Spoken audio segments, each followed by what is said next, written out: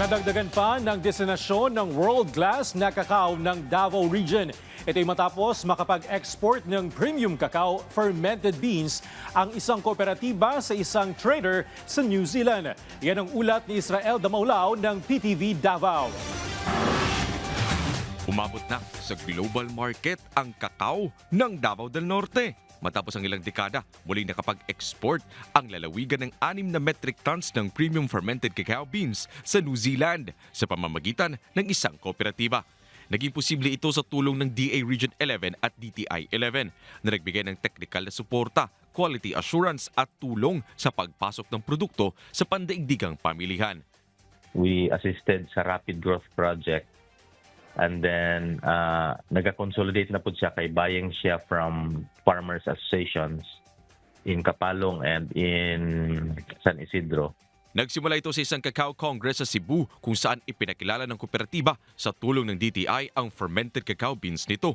Doon ito napansin ng isang trader mula sa New Zealand na nagbukas ng daan sa matagumpay na pag-e-export.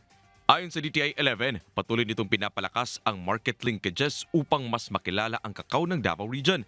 Pagamat hindi kasing dami ang produksyon, nangunguna naman ito sa mataas na kalidad na kayang makipagkumpetensya sa pandaigdigang pamilihan. Ang positioning mo sa Philippines, especially sa Davao, sa cacao is more of quality.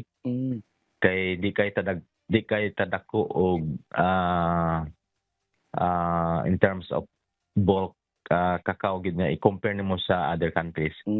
So we are positioning the best quality cacao ang atong gina-produce.